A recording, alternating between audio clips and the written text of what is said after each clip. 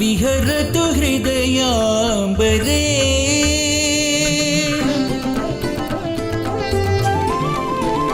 లలితాంబికా విహరతు హృదయాంబరే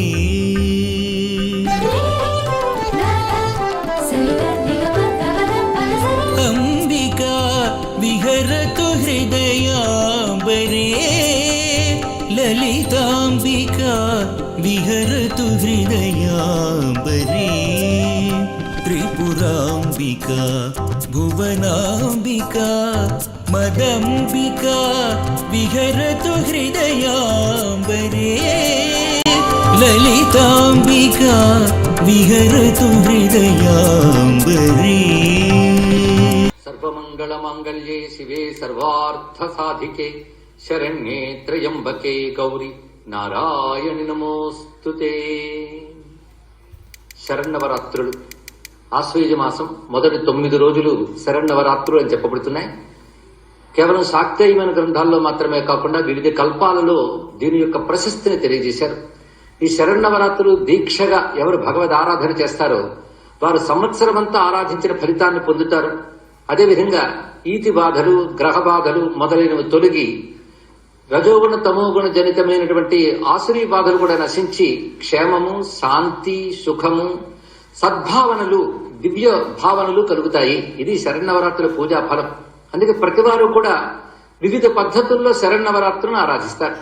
శరన్నవరాత్రుల ఆరాధన అంటే ఇక్కడ ప్రధానంగా ఇది పద్ధతిని ఒకే పద్ధతి లేదు, అనేక రకాల పద్ధతులు ఉన్నాయి. అయితే ఏదో ఒక పద్ధతి శాస్త్ర సమ్మతమైన దాన్ని స్వీకరించాలి. కొందరు వారి పరంపరాగతమైన పద్ధతిని అనుసరించి శరన్నవరాత్రులు చేస్తూ ఉంటారు. కొందరు 9 రోజులు చేయడం కనబడుతుంది. పాడ్యము నుంచి నవమి వరకు ప్రధానం. ఆ తర్వాత శ్రవణాంతే విసర్జయేత్ అన్నట్లుగా శ్రవణ నక్షత్రంతో అది విసర్జన చేయాలి. అంటే 9 రోజులు దీక్ష విరమణ శ్రవణ నక్షత్రంతో అవుతున్నది. ఇది ఒక పద్ధతి. 9 రోజులు చేయలేనటువంటి వారు మూలా నక్షత్రంతో మొదలుకొని శ్రవణ నక్షత్రం వరకు చేస్తారు. లేదా అష్టమి, నవమి ఈ 2 రోజుల పూజలు చాలా విశేషం అంటారు. దానికి కూడా శక్తి లేని వారు నవమి పూజ అయినా చేయాలి అని చెప్పారు. ఈ విధంగా దేవీ నవరాత్రులు ఎవరైనా సరే ఆచరించాలి. ఆచరించడం వల్ల విశేషమైన ఫలితం లభిస్తుంది. వారి వారి శక్తిని అనుసరించి ఆచరిస్తారు. అయితే అనేక దేవాలయాల్లో కొన్ని చోట్ల సమూహంగా కూడా ఏర్పడి శరన్నవరాత్రులు చేయడం కనబడుతూ ఉంటుంది. మన తెలుగునాట, భారతదేశం మొత్తం మీద కూడా దీనివల్ల ప్రకృతిలో కూడా క్షోభ తొలగి ఒక శాంతి లభిస్తుంది. ప్రధానంగా దేవీ కృప, ఆ జగన్మాత యొక్క కృప లభించి శాంతి సౌభాగ్యాలు లభిస్తాయని శాస్త్రంలో చెప్తున్నటువంటి అంశం. ఇక శరన్నవరాత్రుల విధానంలో ప్రధానంగా కలశ స్థాపన అనేది చేస్తారు, అఖండ దీప స్థాపన చేస్తారు, అటుపై పూజలు ఆరంభం చేస్తారు. ఇక్కడ విశేషించి శ్రీ విద్యా సంప్రదాయ ప్రకారంగా పూజించే పద్ధతులు ఒకటి, సాధారణంగా దేవీ పూజల పద్ధతులు ఒకటి. ఈ దేవీ పూజల పద్ధతుల్లో కలశ స్థాపన అన్నప్పుడు ఒక చక్కని నూతన కలశాన్ని తీసుకుని అది వెండితో గాని, ఇత్తడితో గాని, రాగితో గాని, చివరికి మట్టితో గాని ఒక నూతనమైన చక్కని కలశాన్ని తీసుకుని దాన్ని అలంకరించి ముందు సూత్రముతో దాన్ని అలంకారం చేసి పసుపు కుంకాలతో కూడాను దాన్ని శృంగారితం చేసి అటుపై వరుణ మంత్రములతో జలాన్ని నింపుతారు. అందులో పవిత్రములైనటువంటి ద్రవ్యాలని ఒక ఫలము, బంగారము, వెండి, రత్నము ఇత్యాదులు వేసి, అదేవిధంగా ఒక తులసి దళం, బెల్వదళం, ఫలం ఇత్యాదులన్నీ వేసి దాన్ని అటుపై ఒక రమ్యమైన పల్లవాలను పెడతారు. అవి పంచ పల్లవాలు కూడా పెడతారు. మామిడి, మర్రి, రావి, జువ్వి ఇత్యాదులు పంచ పల్లవాలు పెట్టడం ప్రధానం. అటుపై దాని మీద ఫలాన్ని పెడతారు. పూర్ణ ఫలమైనటువంటి నారికేళాన్ని పెట్టి అప్పుడు వివిధ మంత్రములతో ఆవాహన చేస్తారు. ఏ దేవతను చేస్తున్నామో ఆ దేవతని ప్రధానమైన మంత్రములతో ఆ కలశమునందు ఆవహింపజేయడం అనేది ప్రధానమైన అంశం. అయితే సనాతన ధర్మంలో అనగా భారతీయ హిందూ మతంలో ఏ దేవతను ఆరాధించినా కలశమునందు ఆరాధించడం అనేది మనకు కనబడుతూనే ఉంటుంది. ఈ శరన్నవరాత్రి ఈ కలశంలో అమ్మవారిని ఆయా మంత్రములతో ఆవాహన చేసి ప్రత్యేకించి ముగురమ్మల మూలపుటమ్మ అయిన పరాశక్తిని ఆవాహన చేస్తారు. ఇందులో దుర్గా, లక్ష్మి, సరస్వతి అని చెప్పబడుతున్న తల్లిని ఆవాహన చేసి ఆరాధన చేస్తారు. తర్వాత అఖండ దీపస్థాపన అనేది కూడా చాలా ప్రధానమైన అంశం. భూదీప బ్రహ్మరూపేణ సర్వేషాం హృది సంస్థిత అతస్తాం స్థాపయామ అద్య అని. అంటే తల్లి, నువ్వు బ్రహ్మరూపముగా ప్రతివారి హృదయంలో ఉండే ప్రకాశ స్వరూపానివి, అటువంటి నిన్ను నేను ఇవాళ ప్రతిష్ఠ చేస్తున్నాను ప్రధానమంత్రంతో చెప్పి ఆవాహన చేస్తారు. ఇది జ్ఞానానికి ప్రధాన సంకేతంగా ఈ జ్యోతి చెప్పబడుతుంది. పైగా అఖండము అని చెప్పేటప్పుడు మొత్తం జరిగేటువంటి ఈ 9 రోజుల ఉత్సవం కూడాను నిర్విఘ్నంగా ఒకే సూత్రముతో జరుగుతున్నది. అది మధ్యలో విచ్ఛిన్నము కాకుండా నిర్వచ్ఛిన్నంగా జరుగుతోందని సూచనగా అఖండ దీపం పెట్టడం జరుగుతుంది. అదేవిధంగా జ్యోతి సాక్షిగా, కర్మ సాక్షిగా మనం చేస్తున్నటువంటి కర్మసాక్షి జ్యోతి స్వరూపం. సూర్య భగవానుడు ఎలాగో దీపం కూడా అటువంటిది. అందుకే దీప సాక్షి, అగ్ని సాక్షి. ఒక అగ్నిహోత్రం పెట్టుకున్నట్లే పైగా సర్వైశ్వర్యాలకి స్థానమైనటువంటిది దీపజ్యోతి. అందుకే అఖండ దీపాన్ని పెట్టడం కూడా అమ్మవారిని ఆరాధించడమే. ఈ అఖండ దీపమునందు అదేవిధంగా కలశమునందు కూడా మనం అమ్మవారిని ఆరాధన చేస్తున్నాం. అయితే ఈ కలశ పూజ చేయడంతో పాటు కూడాను ప్రతిరోజు ఒక కుమారి పూజ, సువాసిని పూజ చేయడం కూడా ఒక సంప్రదాయం. కుమారి, ఇది శ్రీ విద్యా సంప్రదాయంలో బాల అంటారు, ఇతర సంప్రదాయాల్లో కుమారి పూజ అని చెప్తారు. 2 ఏళ్ల వయస్సు నుంచి కూడా స్త్రీ పూజ్యురాలే. అందుకు 2 ఏళ్ల నుంచి 9 ఏళ్ల వయస్సు వరకు ఉన్న కుమారీలను ఒక్కొక్క రోజు పూజించడం కనబడుతుంది. అదేవిధంగా సువాసిని స్త్రీని అమ్మవారి యొక్క స్వరూపంగా భావించి ఆరాధించడం కనబడుతుంది. ఇలా కలశ పూజ, కుమారి పూజ, సువాసిని పూజ, ఈ 3 నవరాత్రుల విధి. అయితే శ్రీ విద్యాది సంప్రదాయంలో ఉన్నటువంటి వారు కలశంతో పాటు యంత్రాలను కూడా ఆరాధన చేస్తారు. ఇప్పుడు అమ్మవారిని ఎన్ని చోట్ల మనం ఆరాధన చేస్తున్నామంటే 1 కలశమునందు, 2 యంత్రమునందు, 3 కుమారి పూజ, 4 సువాసిని పూజ. ఈ విధంగా ఈ 4 పూజలతో దేవీ పూజ పరిపూర్ణం అవుతూ ఉన్నది. ఇక పారాయణలు, జపాలు ఈ నవరాత్రుల్లో చేస్తే విశేష ఫలాన్ని ఇస్తాయి. ఏ దేవతను మనం ఉద్దేశించి కలశంలో స్థాపన చేసామో ఆ దేవతకు సంబంధించిన మంత్రాలని జపం చేయాలి. అదేవిధంగా వాటికి సంబంధించిన లీలా గ్రంథాలను పారాయణ చేయాలి. ప్రధాన పారాయణ గ్రంథం దేవీ మహాత్మ్యం. దీనికి చండీ సప్తసతి అని కూడా అంటారు. దీన్ని పారాయణ చేయడం ఈ నవరాత్రుల విధి. 9 రోజులు పారాయణ చేసి 9వ నాడు హోమం చేసి పరిపూర్ణం చేసుకుంటారు. ఇది శరన్నవరాత్రుల విధానం మనకు శాస్త్రములు చెప్తున్నది. శరన్నవరాత్రుల్లో 9 రోజుల పాటు అమ్మవారిని వివిధ అలంకారాలతో శోభాయమానంగా పూజిస్తారు. విశేషించి దశమి నాడు కూడా రాజరాజేశ్వరి రూపంగా ఆరాధించడం కనబడుతున్నది. అయితే ఈ అలంకారాలు అంటే అమ్మవారి యొక్క ఒక రూపావిష్కరణ అని తెలుసుకోవాలి. ఉదాహరణకి బాలా అలంకారం అంటారు, అంటే అమ్మవారు బాలా రూపంతో దర్శనమిస్తున్నారు.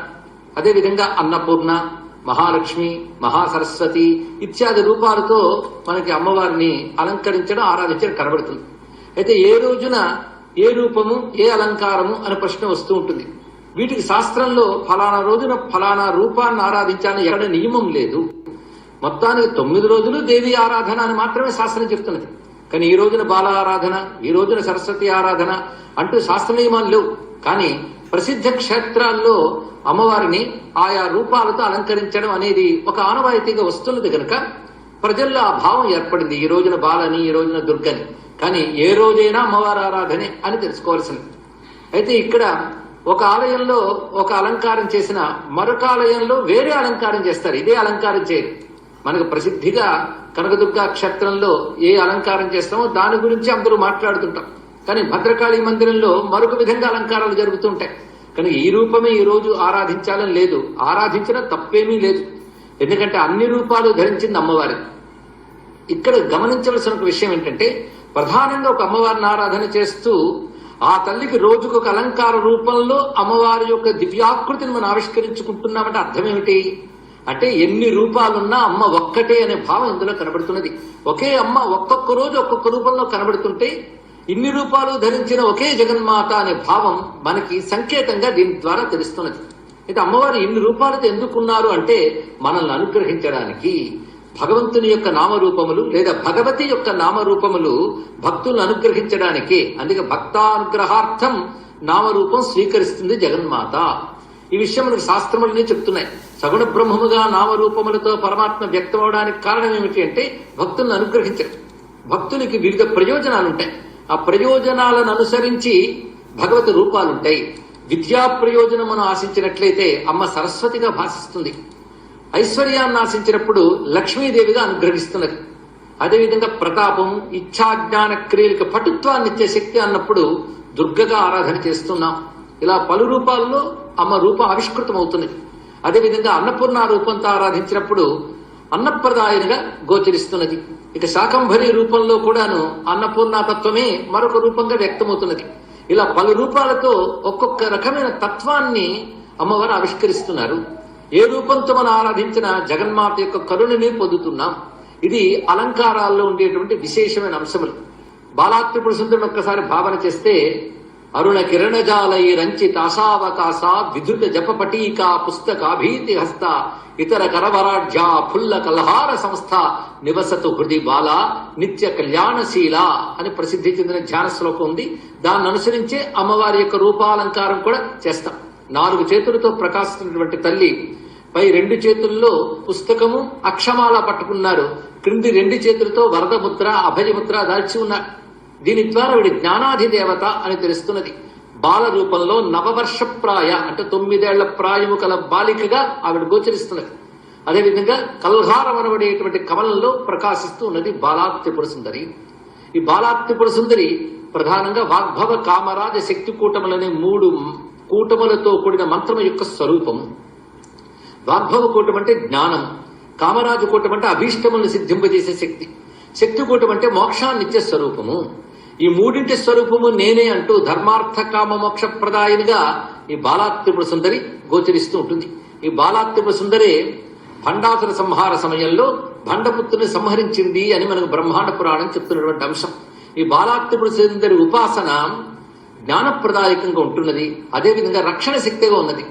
ఈ తల్లి బాల అంటే ధారణాపట బాలహ అని చెప్పినట్టుగా చిన్నపిల్ల అని అర్థం కాదు, పరిపూర్ణమైన శక్తియే బాలాత్రిపుర సుందరి. అటువంటి బాలాత్రిపుర సుందరి స్వరూపం కూడా అమ్మవారి యొక్క రూపంగా కనబడుతున్నది. బాల ఆ తల్లే, యువతి ఆ తల్లే, ఆ తల్లియే వృద్ధ రూపుడిగా కూడా గోచరిస్తున్నది.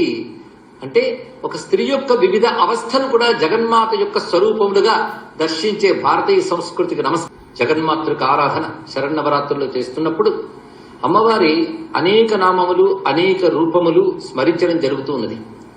ఇది స్మరించేటప్పుడు ఒక్కొక్క నామానికి ఒక్కొక్క రూపస్ఫురణ కూడా మనకు కలుగుతుంది. ఉదాహరణకు మహాకాళి అనగానే నల్లని శరీరంతో ప్రకాశిస్తూ లలజ్జిహ్వ అంటే నాలుక వ్రేలాడుతూ ఉన్నటువంటి స్వరూపం. అదేవిధంగా ఆ నల్లతనం అనంతమైన తత్వానికి సంకేతంగా ప్రకాశిస్తున్నటువంటి కాళీ స్వరూపం మనకు స్ఫురిస్తుంది. ఈ మహాకాళి ఉపాసన మనకి అస్సాం, బెంగాల్ మొదలైన ప్రాంతాల్లో ఎక్కువ కనబడుతుంది. మహానుభావుడు రామకృష్ణ పరమహంస ఈ కాళీదేవిని ఉపాసన చేశారు. కాళి అనగా కాలతత్వమే కాళి. అమ్మవారి స్వరూపాన్ని ఆరాధించేటప్పుడు తత్వం తెలుసుకుని ఆరాధిస్తే శీఘ్రమైన ఫలం లభిస్తుంది కనుక ఆ రూపం చూసేటప్పుడు మనకు కలిగే భావం అది సంప్రదాయబద్ధంగా శాస్త్రబద్ధంగా ఉండాలి. అప్పుడు ఆ ఉపాసన ఆరాధన ఫలిస్తుంది. కనుక కాళీని మనం స్మరించినప్పుడు కాలతత్వమే కాళీ అని అర్థం చేసుకోగలగాలి.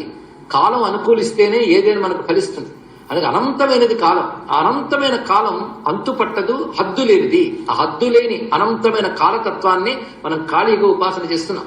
ఈ కాలతత్వాన్ని ఉపాసన చేయడం వల్ల కాలం అనుకూలిస్తుంది. ఇది కాళీ యొక్క స్వరూపం.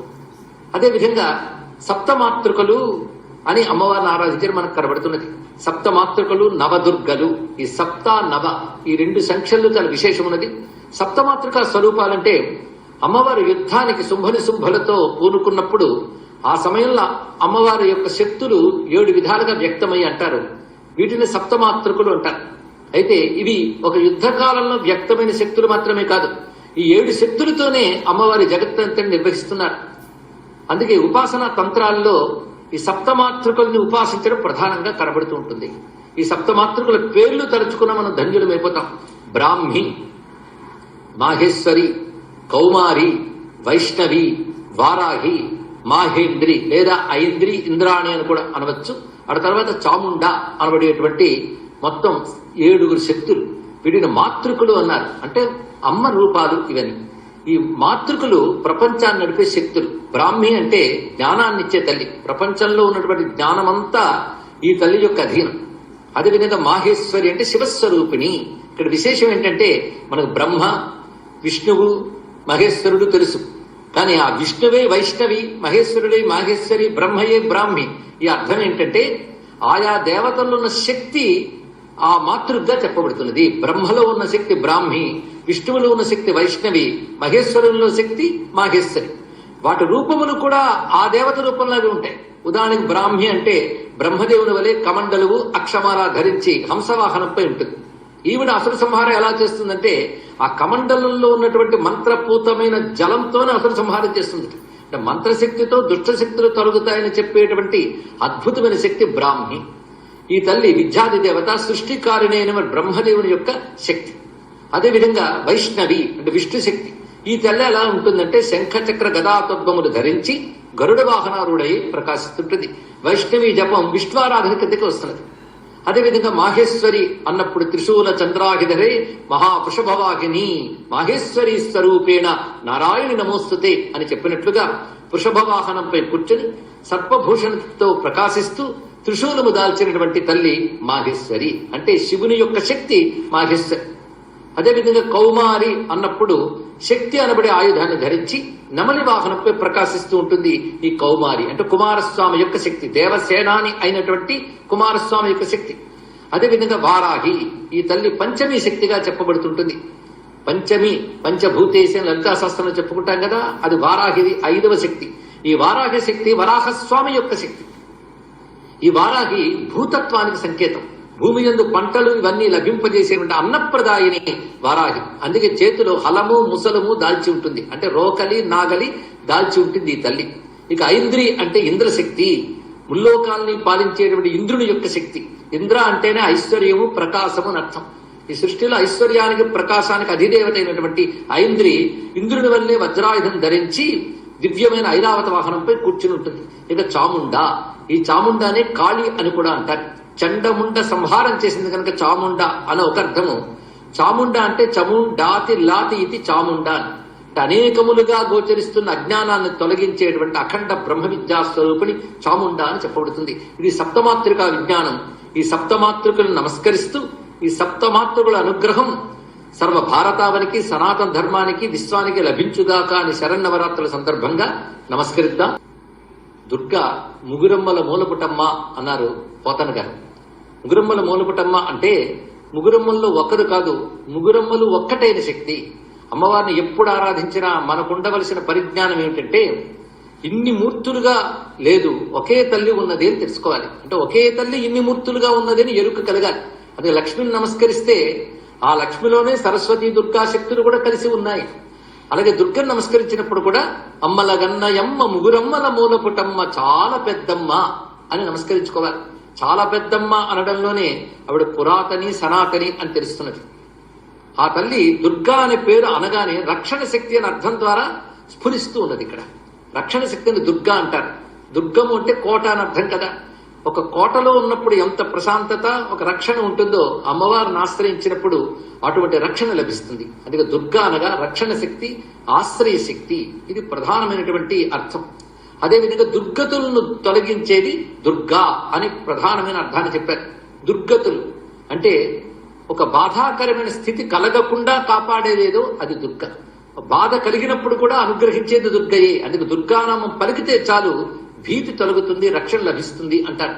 దుర్గే స్మృత హరసి భీతి వశేష జంతో స్వస్థై స్మృత మతమతీవ శుభాం దదాసి దారిద్ర్య దుఃఖ భయహారిణి కాత్వధన్య సర్వోపకార కరణాయ దయాద్ర చిత్త అని సప్తశతిలో మంత్రం మనకు కనబడుతున్నది. కనుక దుర్గా అంటేనే దురితము, దురాచారము, దుఃఖము, దుష్టత్వము, దుస్సాధ్యము అని చెప్పబడుతున్న వాటన్నింటినీ తొలగించి సాఫల్యాన్ని ప్రసాదించేటటువంటి తల్లి.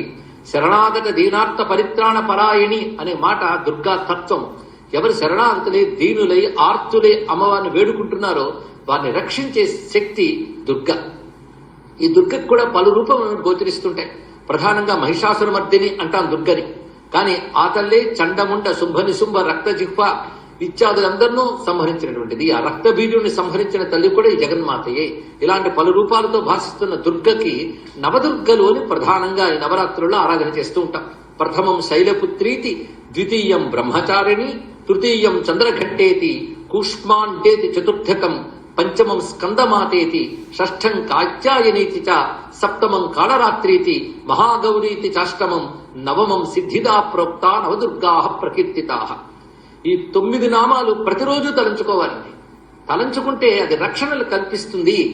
ఎవరైనా భయంతో ఉన్నా, ఆర్తితో ఉన్నా, విషమ పరిస్థితుల్లో ఉన్నా ఈ 9 నామాలు స్మరిస్తే వారికి క్షేమం కలుగుతుంది అని బ్రహ్మదేవుడు స్వయంగా చెప్పినట్లుగా దుర్గా కవచంలో మనకు కనబడుతున్న వాక్యం.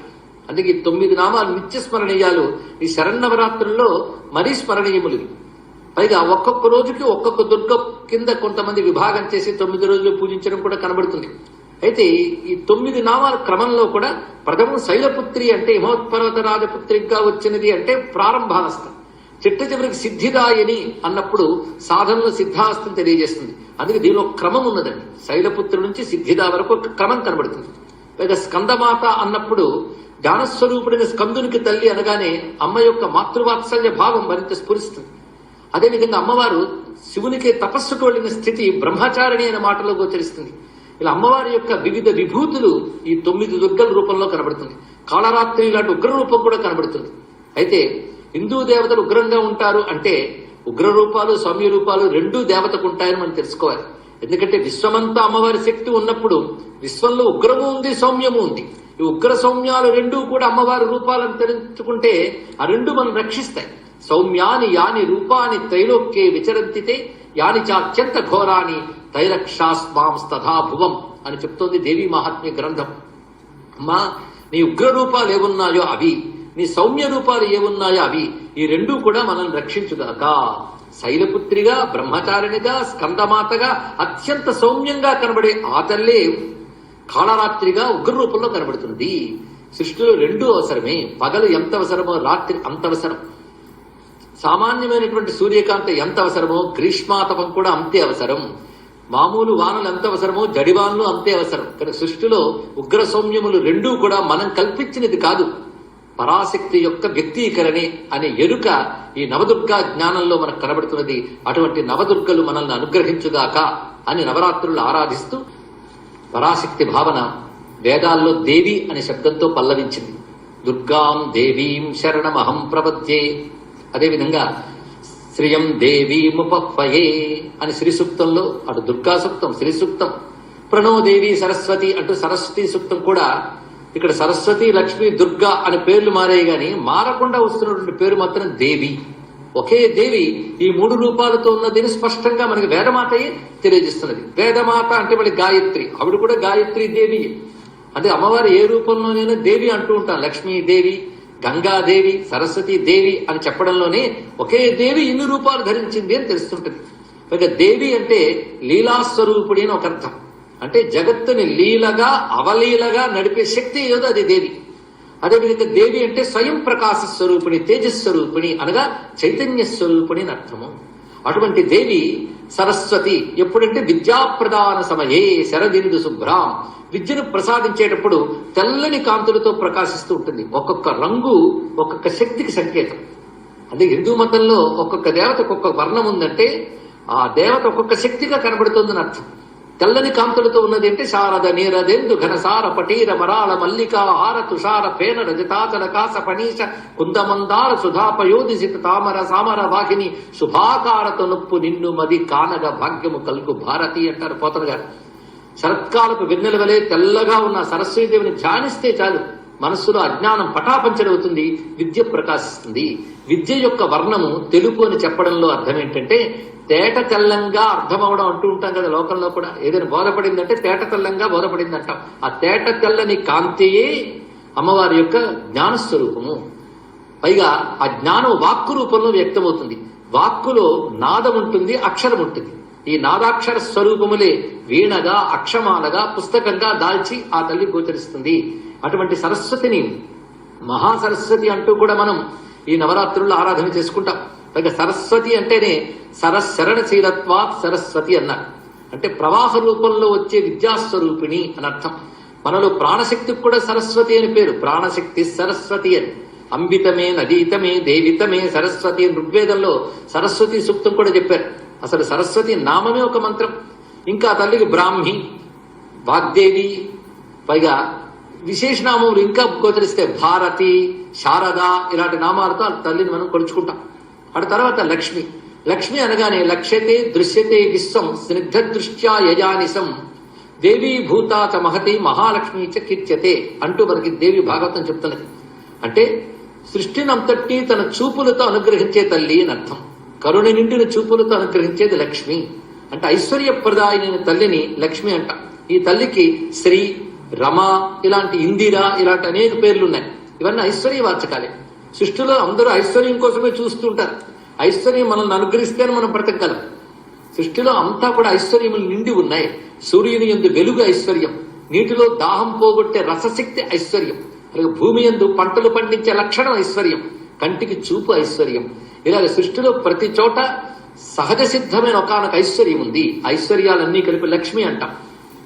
ఇక దుర్గ గురించి మనం గతంలో కూడా చెప్పుకున్నాం. దుర్గ అంటే రక్షణ శక్తి. ఈవిడ అనేక కాంతులతో ఉంటుంది. పైగా తాం అగ్నివర్ణాం తపసాజ్వలంతీం అన్నట్లుగా అగ్నితో సమానమైన తేజస్సుతో ప్రకాశిస్తుంది. అదేవిధంగా కాళీ రూపంగా నీలకాంతులతో కూడా ఉంటుంది. నీలకాంతులు అంటేనే అది అఖండ రాత్రికి సంకేతం. నీలకాంతులతో ప్రకాశిస్తుంటుంది. అది విద్వేష వర్గదలనేచ, శత్రువర్గాన్ని తొలగించడంలో ఆ తల్లి కాళీ రూపంలో గోచరిస్తూ ఉంటుంది. కనుక కాళీ, సరస్వతి, లక్ష్మి ఈ మూడు విభిన్నమైన కాంతులుగా గోచరిస్తాయి. తెల్లని తల్లి సరస్వతి, ఎరుపు పసుపు కలిసిన కాంతులతో లక్ష్మీదేవి, నీలకాంతులతో కాళీదేవి. ఈ ముగ్గురు అనుగ్రహం మనకు లభించాలని ముగ్గురమ్మల్ని మనం నమస్కరించుకోవాలి నవరాత్రుల్లో కూడా. అందుకే సరస్వతి జ్ఞానాన్నిచ్చి, లక్ష్మి ఐశ్వర్యాన్నిచ్చి, దుర్గమ్మ అనగా కాళీ యొక్క స్వరూపం కూడా మనకి పటుత్వాన్ని, శక్తినిచ్చి రక్షణనివ్వాలి అని కోరుకుంటాం. ఈ మూడింటిని ప్రసాదించడానికి 3 రూపాలతో ఒకే శక్తి ఆవిర్భవించింది. అందుకే వేదంలో అజామేకాం లోహిత శుక్ల కృష్ణాం అని చెప్పినటువంటి మంత్రానికి ఈ పరంగా కూడా అర్థాన్ని చెప్పుకోవచ్చు. ఇటువంటి ఆ జగన్మాత యొక్క స్వరూపాలు వివిధ వర్ణాలతో, వివిధ రూపాలతో భాషిస్తున్నప్పటికీ ఏ వర్ణము ఏ రూపము లేనటువంటి నిరాకార నిరాకుల ఆయన శుద్ధ పరబ్రహ్మ స్వరూపిణిగా కూడా అమ్మవారిని ఆరాధన చేస్తాం. ఆ తల్లి యొక్క లాలిత్యం లలితగా ఉపాసింపబడుతున్నది. ఆ తల్లి యొక్క నాదశక్తి భైరవిగా ఆరాధింపబడుతున్నది. కాలశక్తి కాళిగా ఆరాధింపబడుతున్నది. ఇక భువనాలను పాలించే శక్తి భువనేశ్వరి అని చెప్పబడుతున్నది. దశ మహావిద్యులుగా, నవదుర్గలుగా, సప్తమాతృకలుగా ఆరాధింపబడుతున్నటువంటి సర్వదేవతా రూపిణి, సర్వదేవతల్లో శక్తిగా ఉన్న ఏకశక్తి అయిన శ్రీలతా మహాత్రిపుర సుందరి పరాభట్టారిక శ్రీమద్ రాజరాజేశ్వరీ దేవి చరణాలకు ఈ దివ్య శరన్నవరాత్రి వేళ నమస్కరిస్తూ స్వస్తి. శంబర రిపు సేవిత విద్యా అంబుజవన సంస్థా హృద్యా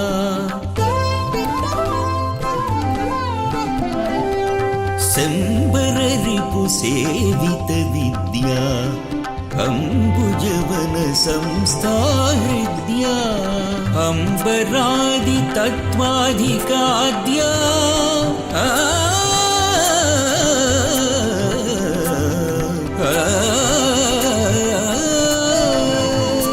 అంబరాది తత్వాధికాద్యా త్రయంబకా శివా త్రయీ